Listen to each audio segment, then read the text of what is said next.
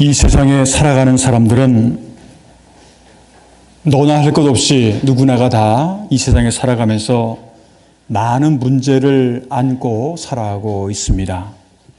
그 문제가 사업의 문제든 직장의 문제든 가정의 문제든 개인의 문제든 어떤 문제든지 그 문제가 해결되기를 원하는 심정 다 가지고 있고, 혹시라도 개인의 건강의 문제라고 한다면 우리의 아픔과 우리의 상처와 이 모든 것들이 치유되기를 바라는 것, 이것이 바로 모든 사람들의 염원이요 바라는 것이라고 볼 수가 있습니다. 오늘 성경 말씀 요한복음 4장에 있는 말씀인데, 여러분들 잘 아시는 것처럼 여기에는 우리가 읽은 그 바로 전 그 구절에 보게 되면 한 여인의 이야기가 나오고 있는 것을 볼 수가 있습니다. 그 여인은 사마리아 여인이라고 하는 그 한 여인이 많은 문제를 안고서 살아가는 여인이었던 것은 사실이었던 것 같습니다. 하루는 예수님께서 사마리아 수가라고 하는 동네를 지나가시다가 날씨가 뜨거우다 보니까 거기에 목이 말라서 이제 우물가로 가시게 됩니다. 근데 그곳에 가보니까 물을 뜨고 있는 한 여인이 있었습니다. 본래 팔레스타인이라고 하는 지역은 지금도 마찬가지입니다만 날이 굉장히 뜨거워요. 그래서 낮에는 사람들이 잘 움직이질 않습니다. 그 더운 날이기 때문에 잘 움직이지 않아요. 그런데 이 여인은 아무도 다니지 않는 정말 뜨거운 그러한 낮 시간에 물을 길러 이제 우물에 왔는데, 그것은 그녀만에 가지고 있었던 사정이 있었기 때문에 그렇습니다. 그 여인은 바로 이제 전 구절을 이렇게 쭉 읽다 보게 되면 남편이 5명이나 되는, 그래서 5번이나 바뀔 정도로 힘겨운 삶을 살아왔고, 어쩌면 지금도 같이 사는 사람이 진짜 남편이 아닌 그런 것을 이제 보다 보게 되면, 어떻게 보면 인간적으로 볼 때는 이 여인이 너무 남자들만 좋아하는 여인이 아닌가 하는 그런 생각으로 할 수도 있겠지만, 어떻게 보게 되면 또 그 반대일 수도 있는 그러한 여러 가지 복잡한 그런 환경 가운데 살아왔던 여인인 것은 틀림이 없는 것 같습니다. 그러나 예수님과의 대화를 보면 이 여인은 홀로 된 여인으로서 그 사회에서 살아갈 수 있는 유일한 방법으로 자기를 거둬줄 그러한 남자를 찾고 있었던 것을 우리가 볼 수가 있는데, 아주 각박하고 어려운 현실 가운데서 어떻게든 살아보려고 발버둥을 쳤지만 그 여인에게 남아있는 것은 아무것도 없었습니다. 그녀에게 돌아온 것은 사람들의 따가운 시선이었습니다. 저 여자는 이상한 여자다, 저 여자는 음탕한 여자다 하는 그런 식으로 하다 보니까, 하도 사람들의 이런저런 말을 많이 듣다 보니까 그게 보기도 싫고 듣기도 싫어서 사람들이 안 움직이는 그러한 한낮의 뜨거운 태양을 감수하면서라도 다른 사람들의 눈을 피할 수밖에 없는, 또 그래야만 하는 그러한 처절한 현실, 이것이 바로 이 사마리아 여인이 가지고 있었던 현실이었습니다.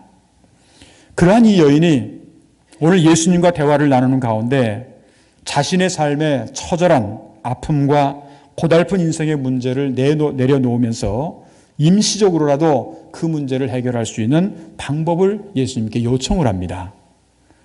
그러니까 예수님께서 어떤 말씀을 하시냐면 바로 전에 하신 말씀 가운데 영생하도록 솟아나는 샘물을 주신다. 영생하도록 솟아나는 샘물을 주신다고 이렇게 말씀한 것에 대해서 오늘 요한복음 14장 15절을 보게 되면 이런 얘기를 하죠. 이 여인이 여자가 이르되 주여 그런 물을 내게 주사, 그런 물을 내게 주사, 이 뜨거운 이 태양볕 아래서 이 물 좀 들어오지 않게 좀 해달라고, 그래서 목마르지도 않고 또 여기 물 길러 오지도 않게 하옵소서 라고 하는 그런 요청을 하게 됩니다. 그러나 예수님은 그러한 이 여인에게 그 여인이 처해져 있는 삶의 처지에 놓인 그러한 것의 근본적인 원인이 무엇이냐라고 하는 것에 대해서 말씀을 하시면서 그 근본적인 원인을 치유하기를 원하고 계셨던 겁니다. 그것은 바로 예배의 문제였습니다. 예배의 문제였다. 이 여인도 하나님은 아는 사람이었고 하나님을 믿는 사람이었습니다. 그럼에도 불구하고 그녀는 예배를 통해서 하나님과의 진정한 만남을 갖지 못했고, 그냥 예배는 드리지만 그냥 한 번 왔다 가는 이제 그러한 식으로 그러한 모습이었습니다. 예수님께서 그녀를 보실 때 그녀에게 있어서 가장 큰 문제는 예배에 대한 부재, 다시 말하면 예배에 대한 잘못된 이해였던 것입니다. 하나님을 믿는 백성임에도 불구하고 하나님을 향한 진정한 예배가 없는 삶, 이것이 바로 그의 문제였던 겁니다. 그런데 이제 그 여인이 예배에 대한 잘못된 인식을 가지고 있는 것을 알 수 있는 대화가 있어요. 오늘 성경 말씀 20절을 보게 되면 우리 조상들은 이 산에서 예배하였는데 당신들의 말은 예배할 곳이 예루살렘에 있다 하더이다 라고 그렇게 이야기를 합니다. 근데 이 여인이 예배에서 가장 중요한 것이 뭐냐면 어느 장소에 가서 예배를 드리느냐 라고 하는 게 이 여인에게서는 중요한 거였습니다. 어떤 특별한 아주 영적인 신령한 그런 장소에 가면 하나님을 만날 수 있다고 생각을 한 거예요. 그러기에 어느 곳이 하나님의 임재하는 그러한 신령한 곳입니까? 라고 하는 그러한 질문을 하게 된 겁니다. 그러한 질문에 대해서 예수님은 오늘 21절에 보게 되면 예수께서 이르시되 여자여 내 말을 믿으라. 이 산에서도 말고 예루살렘에서도 말고 너희가 아버지께 예배할 때가 이르리라. 그렇게 말씀을 하세요. 또 23절에 보게 되면 예수님께서 아버지께 참되게 예배하는 자들은 영과 진리로 예배할 때가 오나니 곧 이때라. 아버지께서는 자기에게 이렇게 예배하는 자들을 찾으시느니라. 그렇게 말씀을 하셨습니다. 여러분들 이 세상에 살아가면서 누구나 다 지혜로운 삶을 살아가기 원해요. 내가 지혜를 얻기를 원하고 똑똑하기를 원하고, 그런데 사람이 이 세상에 살아가면서 가장 지혜로운 사람이 여러분 어떤 사람이라고 생각하세요? 그냥 박사학위 몇 개 얻어가지고 그런 사람은 지혜롭다고 여러분들 생각하십니까? 박사학위 많은 사람들은요 의외로 좀 단순해가지고요 그런 사람들이 지혜로운 사람은 아니에요. 어떤 사람이 지혜롭냐 하면 가장 뛰어난 지혜는 뭐냐면 하나님을 아는 거예요. 하나님을 아는 것뿐만 아니라 그분을 경외하는 겁니다. 우리가 잠언서를 비롯해서 지혜서를 보게 되면 그런 말씀이 많이 나와 있죠. 여호와를 아는 것이 지혜의 근본이다 하는 것을 우리가 안다고 한다면 가장 뛰어난 사람의 지혜가 뭐냐? 하나님을 아는 것이고 또 그분을 경외하는 것입니다. 또한 사람의 행위 가운데서 가장 뛰어난 행위가 여러분들은 뭐라고 생각을 하세요? 어떤 사람이 이런 행위를 했는데 굉장히 멋지다 하는 그런 것을 생각해 본다고 한다면 가장 뛰어난 행위는요 자선 사업도 많이 하고 좋은 일도 물론 많이 하는 거 필요하지만 가장 중요한 건 뭐냐? 우리 인간을 창조하신 하나님을 아는 것이 지혜라고 말씀드렸잖아요. 그럼 그 하나님께 예배하는 것, 이것이 우리 인간에게 있어서는 가장 중요한 행위라고 하는 겁니다. 따라서 오늘 우리가 이 예배의 자리에 앉아 있다고 하는 것이요 얼마나 복된지 몰라요. 여러분 그렇게 생각 안 하세요? 내가 이 자리가 아니라 저기 다른 데 가서 술 먹는 자리라든가 아니면 빠친코라든가 아니면 하여튼 이런 죄 짓는 자리에 앉아 있다고 여러분 한번 생각을 해보세요. 그러면 여러분들 그때 당시에는 순간적으로 좋을지 모르지만 이게 복된 자리가 사실은 아니에요. 가장 좋은 자리가 어떤 자리냐? 예배의 자리가 가장 좋은 자리라는 거예요. 여러분들 다른 어떤 것하고는 우리가 이제 양보를 해도 괜찮은데 예배의 자리만큼만은 여러분들이 양보를 해서는 안 돼요. 이건 하나님과 나와의 관계이기 때문에 이 자리를 빼앗긴다고 한다면 결국 하나님과의 관계가 멀어질 수밖에 없게 된다라고 하는 겁니다. 금년도 우리 교회의 표가 오늘 성경 말씀을 근거로 해서 세워진 그러한 표어입니다. 영과 진리로 예배하는 교회를 세웠는데 아마 여러분들이 이제 지난 3개월을 동안을 보내시고 그냥 영과 진리로 예배하는 교회 하는 것을 이제 그냥 형식적으로만 그냥 귀로만 듣는 것으로 끝나지 말고 다시 한번 재인식을 하고 이게 도대체 무슨 말일까? 어떻게 하는 것이 영과 진리로 예배를 드리는 것일까 하는 것을 우리가 다시 한번 이 오늘 본문 말씀을 통해서 생각해 볼 필요가 있다고 그렇게 제 나름대로 마음속에 생각이 들어서 오늘은 4월의 첫 번째 주일을 맞이하면서 하나님이 어떠한 사람들을 찾고 계신가? 하나님은 늘 사람을 찾고 계시거든요. 어떠한 사람을 찾고 계신가에 대해서 다시 한번 우리가 말씀을 한번 되돌아보는 시간을 갖고자 합니다. 그래서 오늘은 4월의 첫 번째 주일을 맞이하면서 우리 인간의 창조주시며 우리 믿음의 대상이신 하나님께서 진정 찾고 계신 사람이 어떠한 사람인지에 대해서 함께 생각해 보면서 오늘은 하나님이 찾으시는 사람, 하나님이 찾으시는 사람이라고 하는 제목으로 말씀을 드리고자 합니다. 그러면 하나님은 구체적으로 어떤 사람을 찾고 계시는가?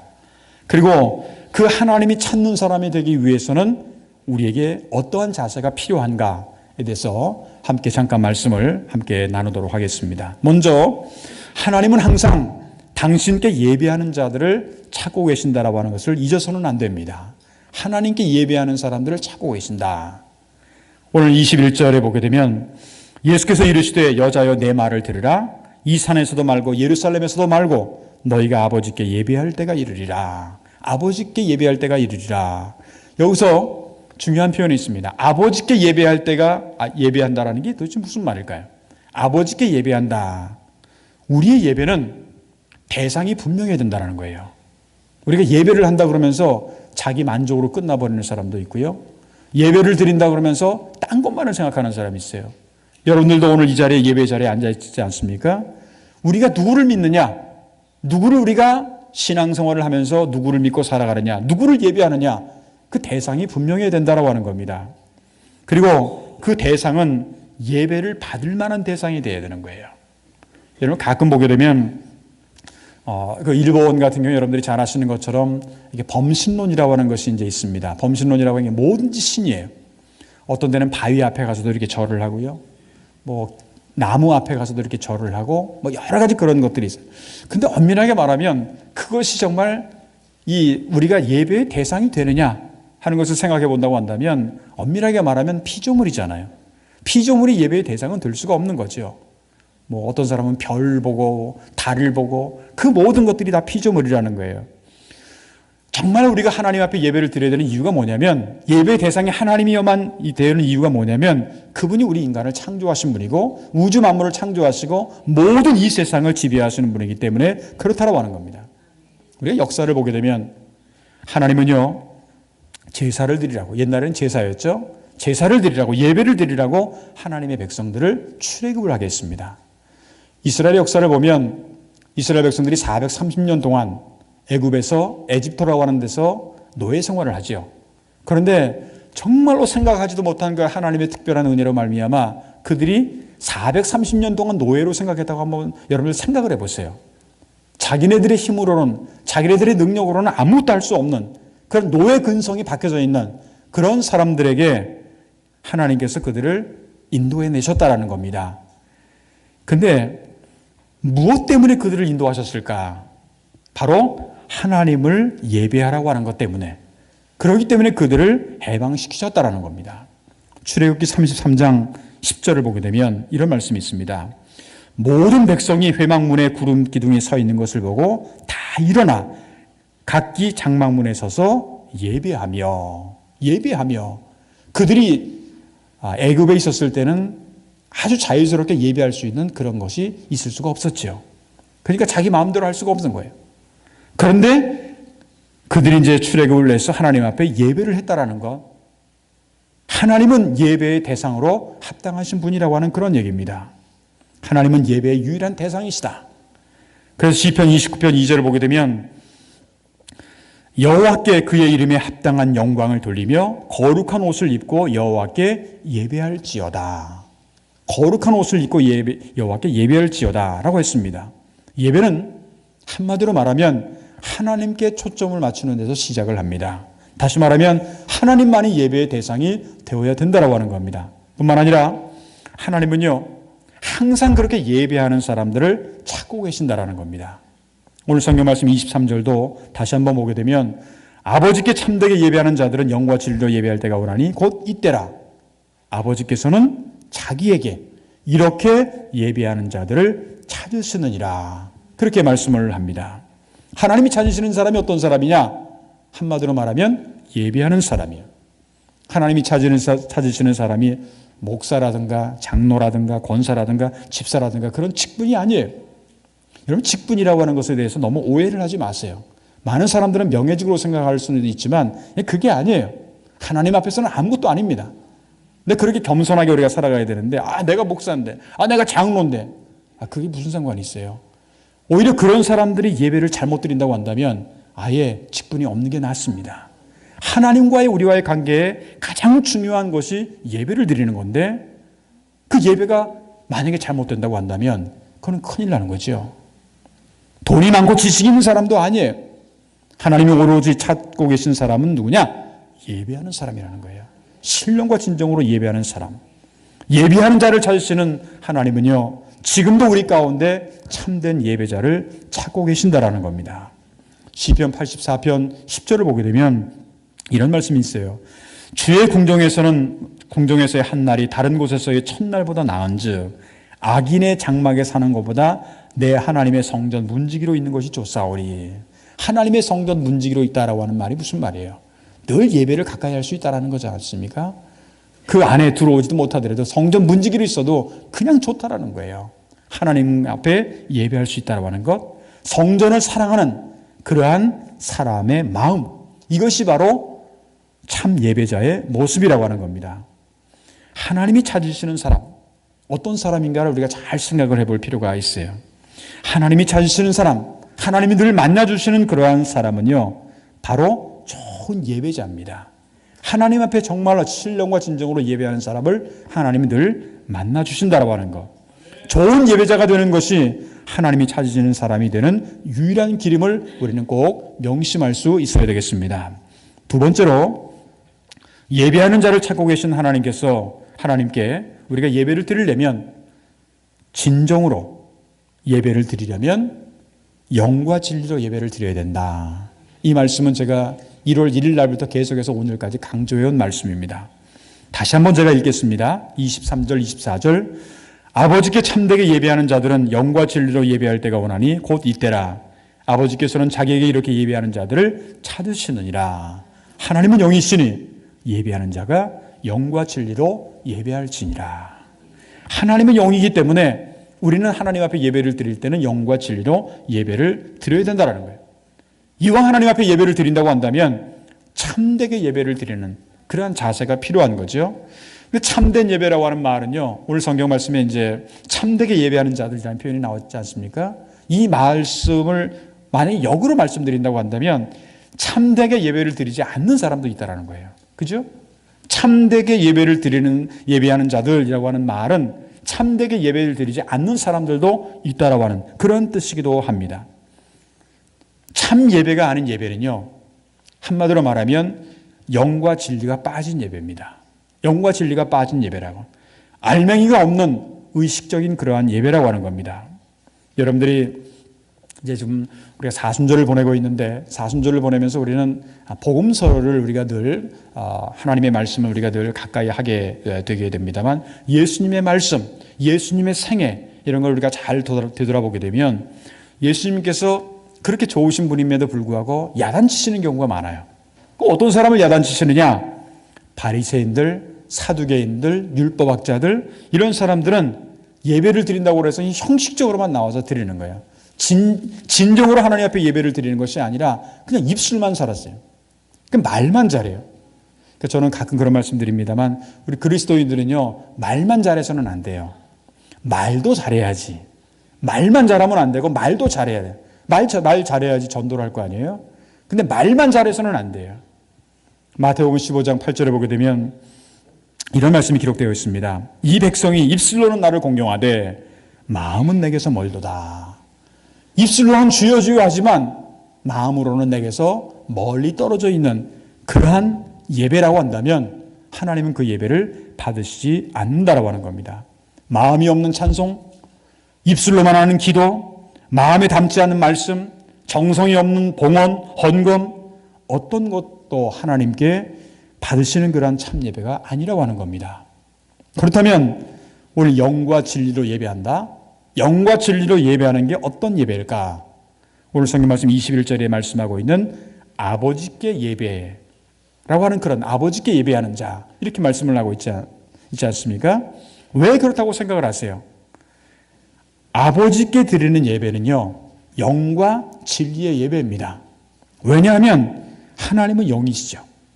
하나님은 영이시기 때문에 영의 예배를 받으시는 거예요. 그리고 하나님은 진리이기 때문에 진리의 예배를 받으시는 겁니다.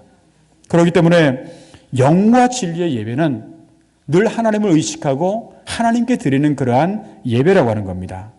참되게 예배하는 것과 진리로 예배하는 것 같은 이야기입니다. 왜냐하면 참이란 말은 진리라고 하는 말 하고도 같은 말이기 때문에 그렇습니다.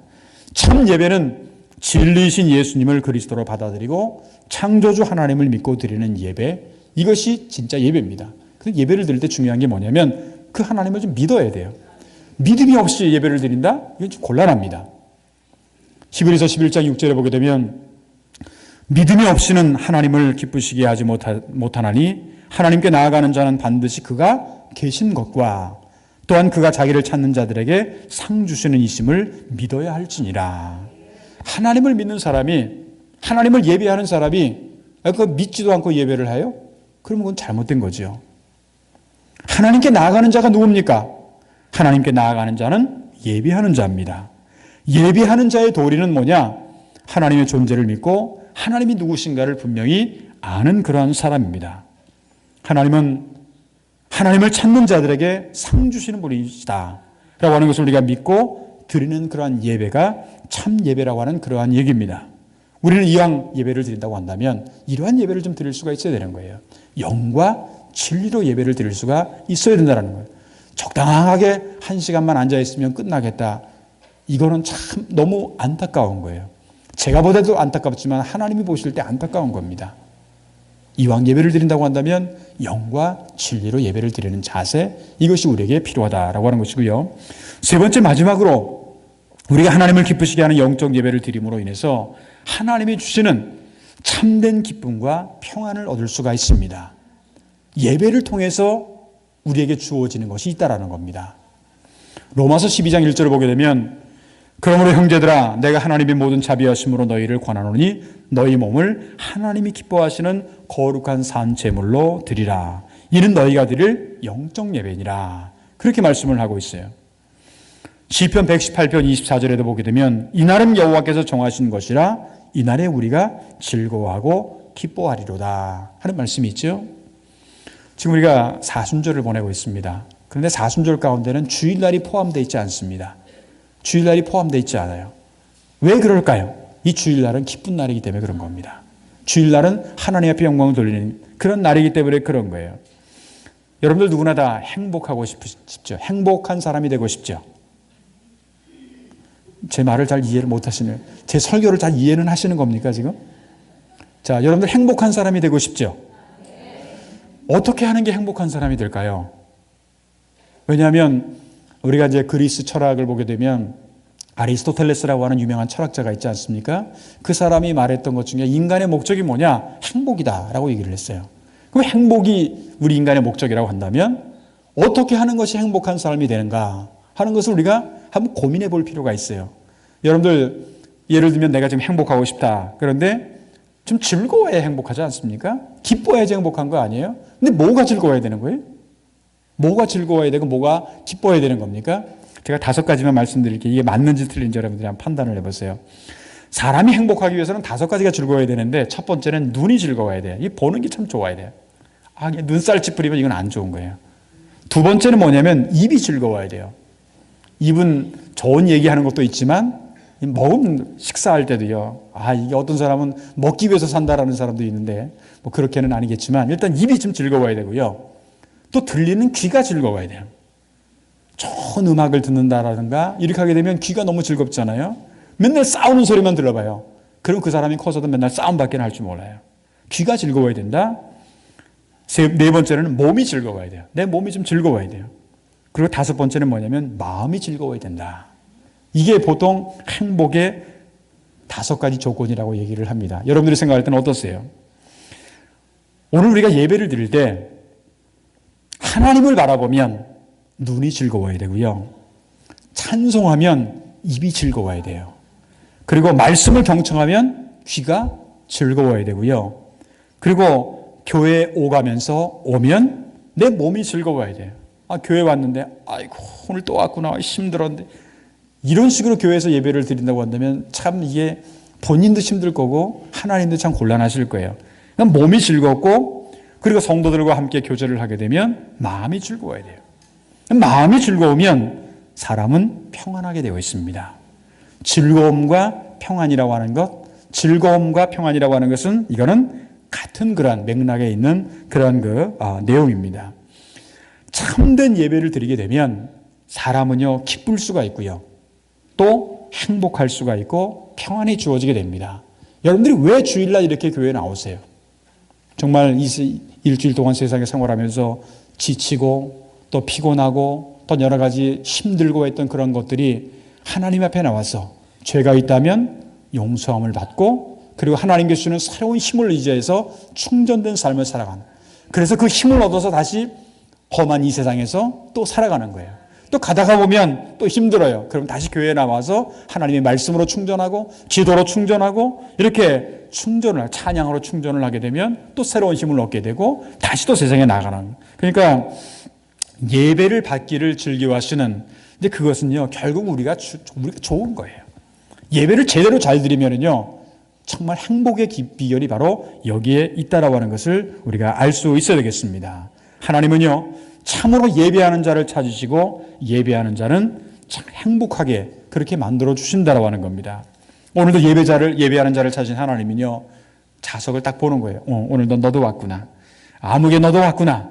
그렇게 이제 할 수 있으면 참 좋은데 너는 어떻게 이번 주도 안 보이더니 그 다음 주도 안 보이고 그 전 주도 안 보이는데 이거 어떻게 된 거야? 누가 안 보이네? 그렇게 하게 되면 하나님은 근심하게 돼요. 그러니까 목사인 저도 그래요. 누가 계속 빠지면 왜 안 올까? 근데 제가 이제 그런 게 있어요. 여러분들이 아마 그 안 나오는 사람은 계속 다 전화했으면 좋겠다라고 생각하실지 모르지만 어떤 분들은요 전화하게 되면 좀 부담을 느끼는 분들도 있을 것 같아가지고, 부담을 안 느낀다면 제가 안 나오시면 계속 전화할게요. 근데 부담을 느끼는 분들이 꼭 가끔 있더라고요. 그래서 제가 그 이후부터는 제가 그냥 안 나와도 다음 주 나오겠지. 그리고 그분을 위해서 기도를 계속 그렇게 하게 되는데, 하여튼 하나님을 근심하게 해서는 안 된다는 거예요. 하나님을 기쁘시게 하는 거예요. 하나님을 기쁘시게 하려면 가장 좋은 방법이 뭐냐? 하나님의 예배 자리에 나오는 거예요. 하나님의 눈앞에 보이는 거예요.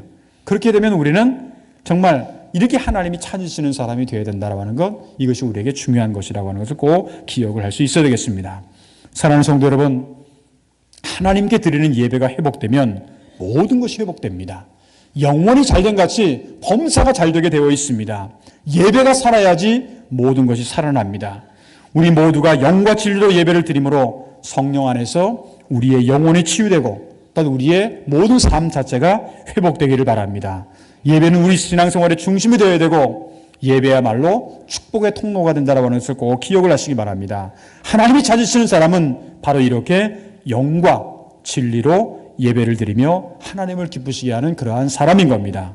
간절히 바라기는 하나님이 항상 찾으시는 그러한 사람이 어떠한 사람인지를 우리가 깨닫고 늘 우리의 생활 가운데서 영과 진리로 예배를 드림으로 말미암아 예배를 통해서 날마다 우리에게 주시는 하나님의 은혜와 하나님의 평강과 치유와 회복의 축복을 항상 체험해 나갈 수 있는 저와 여러분들의 이 한 달 동안의 삶, 앞으로의 우리의 인생의 여정이 되시기를 주님의 이름으로 축원합니다. 기도하겠습니다. 고마우신 하나님 아버지 감사합니다. 3개월 동안 하나님의 은혜 가운데 저희들 잘 보내게 하시고 오늘 4월의 첫 번째 주일을 저희들이 맞이하게 되었습니다. 금년도 우리 교회 표가 영과 진리로 예배하는 교회라고 하는 것인데, 오늘 표에 대한 말씀을 다시 한번 되돌아보면서 하나님이 찾으시는 사람이 어떤 사람인가를 다시 한번 말씀을 통해서 배우고 깨닫게 하시니 감사를 드립니다. 하나님은 늘 예배하는 자를 찾으신다고 했습니다. 이왕 우리가 예배를 한다고 한다면 영과 진리로 예배하는 자가 될 수 있도록 주여 인도하여 주시옵시고, 단순하게 형식적으로만 드리는 예배가 되지 않도록 하나님 늘 저희들과 함께 동행하여 주시옵소서. 하나님을 기쁘시게 하는 영적 예배를 드림으로 말미암아 우리의 삶 속에 날마다 기쁨과 평안이 넘쳐날 수 있도록 인도하여 주시옵시고, 늘 하나님이 찾으시는 그러한 사람이 될 수 있는, 하나님 앞에 중요한 그러한 인생을 살아갈 수 있는 그러한 저희들 모두가 되도록 주여 인도하여 주셨기를 간절히 원하고 기도하옵나이다. 오늘은 또한 4월달 첫 번째 주일을 맞이하면서 교회 학교가 진급식을 하게 됩니다. 사랑하는 어린 심령들, 또한 아버지 우리 젊은이들 하나님께서 기억하여 주시옵시고 저들의 미래를 축복하여 주시사 시온의 대로를 열어 주시옵시고 교회의 미래가 바로 저들에게 있음을 기억하면서 날마다 하나님의 은혜 가운데 날마다 우리 교회 학교가, 우리 CS가 날마다 부흥하고 성장할 수 있도록 주여 인도하여 주시오며 우리 어린 심령들 한 심령 한 심령을 주님께서 날마다 붙잡아 주시옵시고 인도하여 주시옵소서. 금년도 우리 교회가 창립 94주년을 맞이하게 됩니다. 이 교회에 하나님 축복하여 주시옵시고 100년을 향해서 200년을 향해서 힘차게 전진해 나아가게 될 때 새로운 꿈과 비전을 허락하여 주시옵시고 하나님을 기쁘시게 하는 교회로서 하나님의 능력이 날마다 넘쳐날 수 있도록 인도하여 주시옵소서. 그래 주님 앞에 기도를 드리옵는 것은 우리의 조국 대한민국 강원도에서 대형 산불로 말미암아서 너무나도 많은 사람들이 고통을 당하고 지금 이 피해를 입은 그러한 상황 가운데 있습니다. 역대 일의 최악의 산불이라고 하는 그러한 얘기가 나올 정도로 여러 많은 사람들이 고통을 당하고 있고 어려움을 당하고 있습니다. 주님 이루하여 주시옵시고 회복의 은총과 치유의 은총을 저희들에게 허락하여 주셨기를 간절히 원하고 기도하옵나이다. 사순절을 보내고 있는 저희들에게 늘 하나님 앞에 어떻게 살아가는 것이 바른 삶이고 하나님을 기쁘시게 하는 삶인가를 깨닫고 저희들 예수 그리스도를 우리가 늘 닮아가며 예수님께서 인도하시는 복된 길을 걸어갈 수 있는 우리 모두가 될 수 있도록 주여 인도하여 주시옵소서. 오늘도 2부 예배 참석하신 성도들 한 분 한 분을 기억하여 주시오며 우리의 성도들이 앞으로 이 세상에 살아갈 때에도 하나님께서 늘 함께 동행하여 주시사 어디서 무엇을 하든지 간에 주님께서 인도하시는 복된 삶을 살아갈 수 있도록 인도하시고 이 4월 한 달 동안에도 그리고 앞으로 우리의 모든 인생의 여정 가운데도 하나님께서 늘 저희들과 함께 인도할 줄 믿사옵고 감사하며 주 예수 그리스도의 이름으로 간절히 축복하며 기도하옵나이다. 아멘.